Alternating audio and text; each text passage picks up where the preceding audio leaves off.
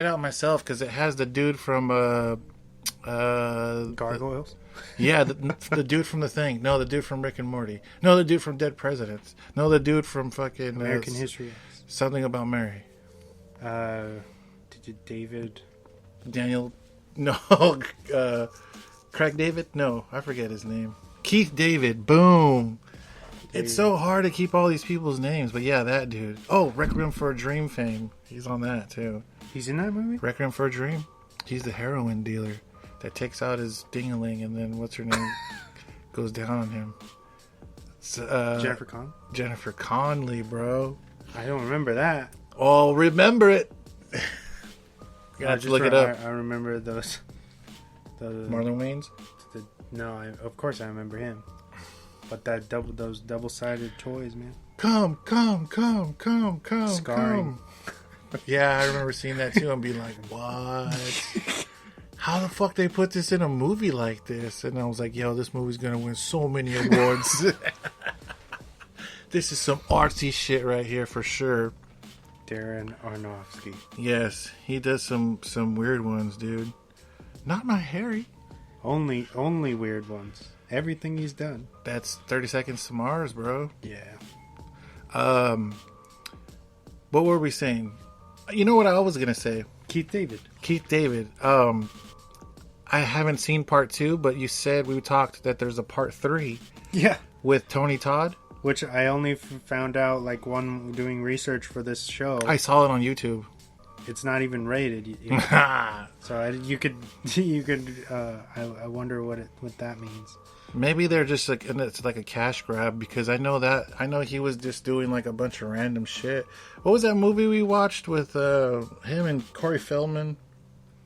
And he was we didn't watch. I think I watched it. We watched it with Tiny. Yeah, it was on Netflix. It's like a short film. It's like 20 minutes. It's like Stab or something. And it's like super cheeseball. Like, come on, man. Like, okay, it's nostalgic, 1, but 2, like, you're just doing a cash grab. What I was going to say is, this movie kind of inspired and set the way for a lot of different movies.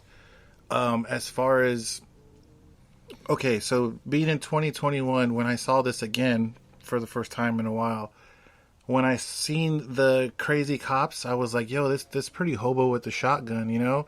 They're in this city where there's like no other people out at night at all. These cops are really crooked. They're racist as fuck cops. Like, they're crazy, but I feel like this movie almost like it set the tone for a lot of different movies in the time to come. Like, they would probably use it as a reference, like, oh, like in Tales from the Hood, you know? Especially for all like the just the social undertones for sure. The racism for sure, but I remember what we were going to talk about now. We were going to talk about, we were going to break down each story.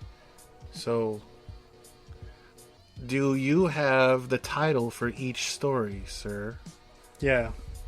Do you want to, are we talking about the arching story with the gangbangers and Mr. Sims, or are we going to jump into the first story? Well, we could do it as it plays.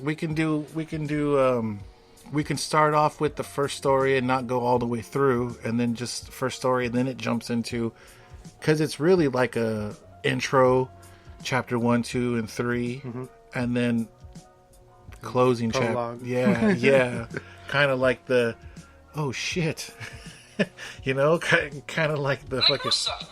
Come on, kill that noise, man.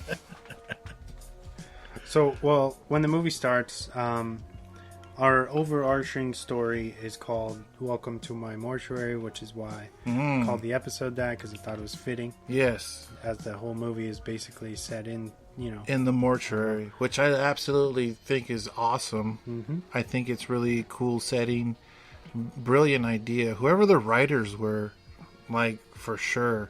That's why, and not to veer off again, but that's why I didn't like 2 as much as that. This one is just a very high bar. You know what I mean? Yeah. The structure and a great deal of writing has a lot to live up to. It feels, this one feels like a perfect storm. You know what I mean?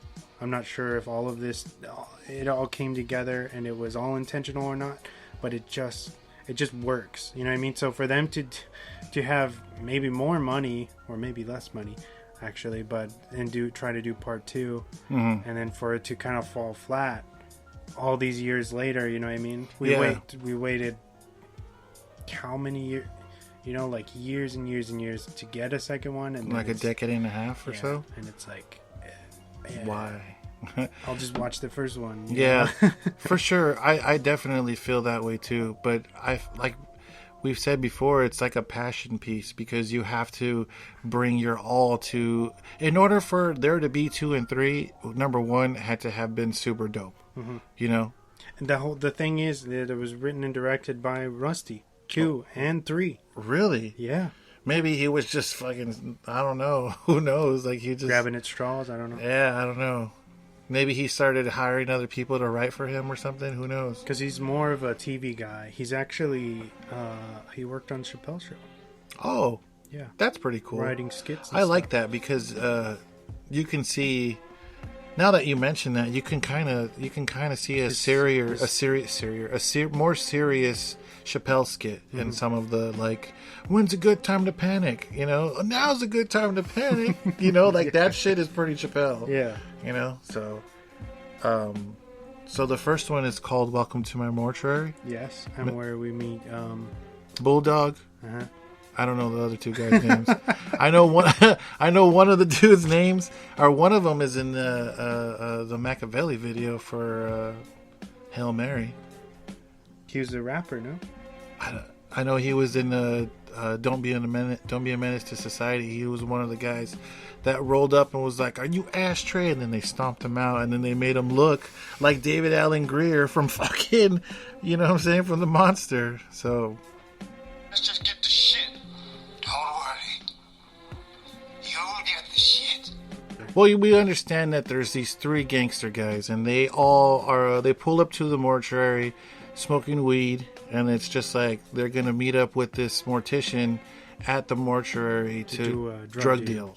So we're kind of like to believe that the mortician found some drugs because he told, you know, he seeked out these 3 dudes and was like, "Hey, I found these drugs. I'm gonna sell them to you. Let's make a deal. I've never done this before." So he's kind of playing coy, and they're kind of bullying him in the beginning.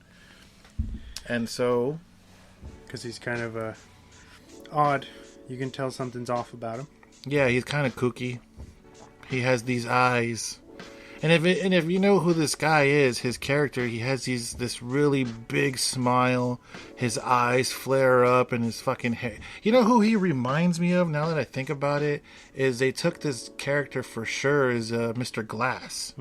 He looks like Mr. Glass, Samuel L. Jackson's character in that series. But he has these teeth that just, oh man, he's like the what's his name? I'm drawing a blank on this guy's name. The dude from It, Tim Curry. He's like a Tim Curry character for sure. So these 3 guys go to meet him, and all kinds of weird shit happens. He tells them like, "Yeah, I got these drugs. I found him out in the alley."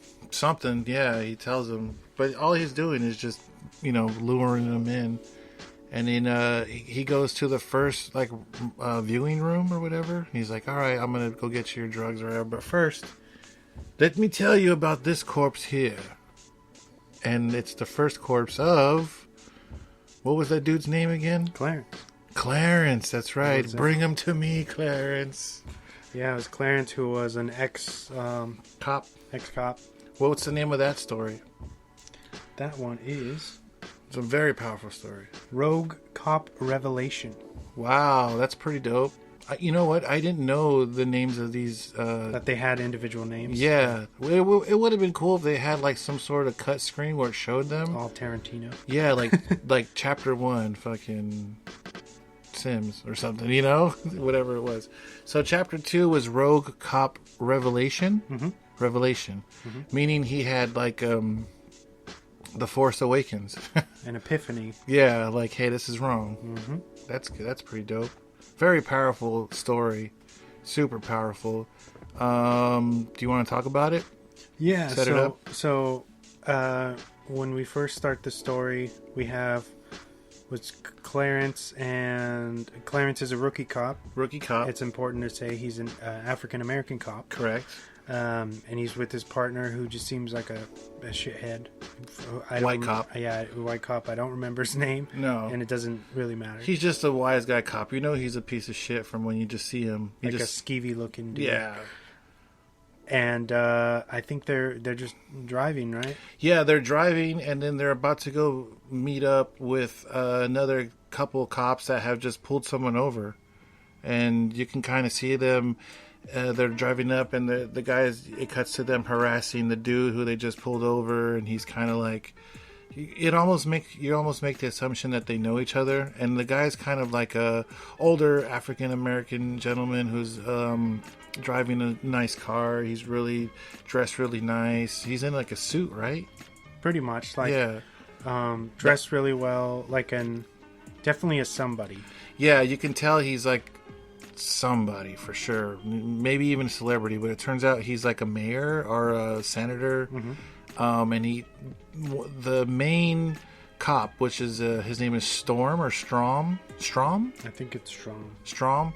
He's a fucking racist bigot. You don't like him. You know, he's fucking with them. He keeps on saying, you're not gonna, you're gonna stop taking cops off the street or something like that. You're gonna start getting good cops fired. Yeah, he was like, you think you're so cool, like ruining good cops' lives. Yeah, so the guy was like basically going after the force because there's like a bunch of crooked cops that are selling heroin in the 16th precinct. Mm-hmm. So they start fucking him up, beating him up. The guy says, "What are you pulling me over for?" He says, "A broken taillight," and he busts his taillight so that he gets pissed off after they shove him and hit him with the stick or whatever. He turns around and he punches the main cop in the face. Well, first off, let's rewind a little bit here. Okay. Clarence gets out because he sees they're bullying, they're pushing him True, around. true. And it's unwarranted. There's no reason for it. Mm-hmm. You know, they're being using excessive force. Yeah.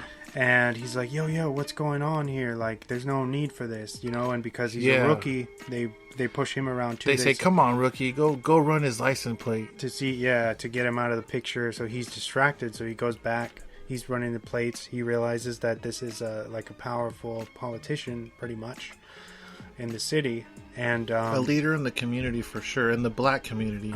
And by this time, these three cops are already roughing him up, beating him up pretty bad, the dude, and they throw his head in his they driver's side fucking window, bust his head open. Yeah, they hurt him. Beat him with a nightstick, and then he takes a swing at Storm or Strom. Yeah, and he punches him in the face, and that gives them free will to just wail on the dude all the way to. They kind of make it. They make it seem. They say, "Oh, he was trying to reach for his gun," and by this time, Clarence comes back and he says, "Oh, this man's a such and such." I forget the dude's name, but he's like, "Hey, what the fuck are you guys doing?" And he stops him from beating him up anymore. And he says, "This man needs ambulance. Take him to the hospital." And they said, "All right, go about your business. We'll take him to the hospital. Don't worry about it." But what they're actually doing is they're setting him up and gonna kill him. They take his car, and they actually drive him to like a dock, and they shoot him up with heroin.